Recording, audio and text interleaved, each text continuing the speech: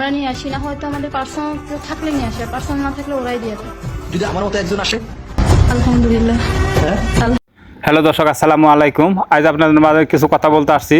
সেটা হলো যে এই হুজুরটা নিয়ে, এই হুজুরটাকে নিয়ে কদিন যাবৎ সোশ্যাল মিডিয়ায় অনেক কথাবার্তা চলতেছে। এই হুজুর নাকি আবাসিক হোটেলে গেছে। আরে ভাই, আপনারা একটা জিনিস না বুঝে না শুনে আপনারা একজন মানুষের নামে বদনাম গাওয়াটা ঠিক না। আপনারা হয়তো জানেন এই হুজুর বিভিন্ন জায়গায় যা বা বিভিন্ন ইন্টারভিউ নেয়, অনেক রিলস ভিডিও বানায় আর সেই ভিডিও আপলোড করে। কিন্তু হুজুর একদিন হয়তো যে কোনো কারণবশত এই আবাসিক হোটেলে হয়তো এই মেয়েটার ইন্টারভিউ নিতে যা, আর এই থেকেই শুরু হয়েছে গুঞ্জন যে হুজুর আবাসিক হোটেলে গেছে।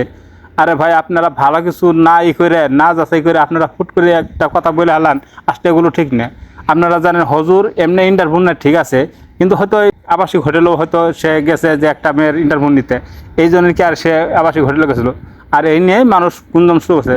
যাই হোক ভাই, আপনারা এলে বাজে বক্তব্য না করে ভালো কিছু বক্তব্য করেন, ঠিক আছে? একজন মানুষ নামে কিছু বদনাম করার চাইতে ভালো কিছু বলার চেষ্টা করেন। কারণ হুজুরের ফ্যামিলি আছে, বাচ্চা কাচ্চা আছে, হুজুর কিসের জন্য আবাসিক হোটেলে যাবো?